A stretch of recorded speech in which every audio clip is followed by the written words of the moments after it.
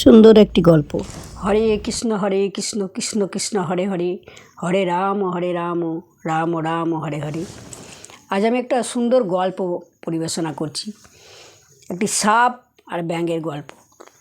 একটি জঙ্গলে একটি ব্যাঙ হেঁটে হেঁটে যাচ্ছে, আর পেছনে পেছনে একটি সাপ আসছে। তো সাপটি মনে মনে চিন্তা করলো যে ব্যাঙটি যাচ্ছে, তো আমি ওকে খাবো।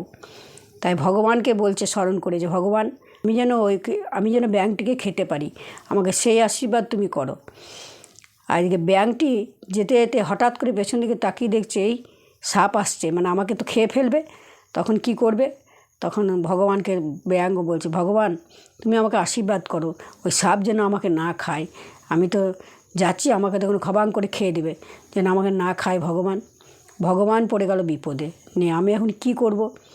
তখন সাপকে বলল যে শোনো, তুমি যখন আমার কাছে যখন প্রার্থনাই করছো, তখন তুমি শোনো, তুমি যখন ধরবে কিন্তু ছাড়বে না। সাপ বলছে, আমি কি ছাড়ার জন্য ধরবো? আমি ধরবো তো ছাড়বো না। বলছি ঠিক আছে, কথা যেন মনে থাকে।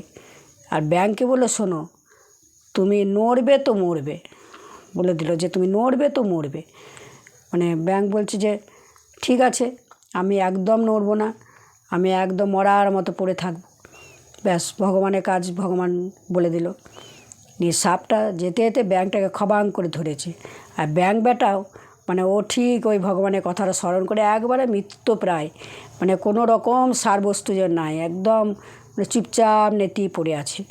সাপ যখন ধরেছে, ধরে মনে মনে চিন্তা করছে, আমি তো অনেক ব্যাঙ ধরেছি, এইরকম ব্যাঙ তো আমি কোনো দিন দেখি নাই। বাপরে, এ তো নরঞ্চর নেই, বোধহয় মারা গেছে বোধহয়। মানে অনেকক্ষণ ধরে চিন্তা করছি যে তো গা ঠান্ডা হয়ে গেছে, মনে হচ্ছে তো কোনো নরঞ্চর নাই, তাহলে মারা গেছে। তখন ভাব যে মারাই যদি গেছে, তাহলে এক্ষুনি হড়বড় করে খেয়ে তো আমার লাভ নাই, আমি তাহলে পরে বরং খাবো, এটাকে এখন রেখে দিই, পরে খাবো, ধীরে সুস্থে মজা করে খাবো। বলে যেই ছেড়েছে অমনি ব্যাঙ সামনে একটা পুকুর ছিল, ঝাপাং করে ঝাঁপিয়ে একদম পুকুরের জলে পড়ে গেছে। ব্যাস, তখন তাই দেখে তো সাপ অবাক, এই কী হলো, এ তো ব্যাঙ তো মরে নাই। তখন ভগবানকে তখন সাপ বলছে যে ভগবান, তুমি আমাকে কী আশীর্বাদ করলে? আমি যে বললাম যে আমি যেন ব্যাঙটাকে খেতে পাই, তুমি খেতে পেলাম না।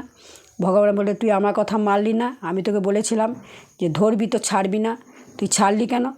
তার জন্য তুমি আমার কথা মানো নাই বলে তোমার এরকম হয়েছে। আর ব্যাঙ আমার কথা মেনেছে, ও আমার কথা মেনেছে বলে বেঁচে গেছে। তা ব্যাঙ তখন ভগবানকে স্মরণ করে বলছে, ভগবান সত্যি তুমি যে উপদেশ দিলে, তোমাকে আমি সত্যি স্মরণ করি। তুমি ভগবান যেটা বলবে, নির্দেশ দেবে, সেটা যদি ঠিকঠাক করে মানা যদি যায়, তাহলে ঠিক কাজ হবে।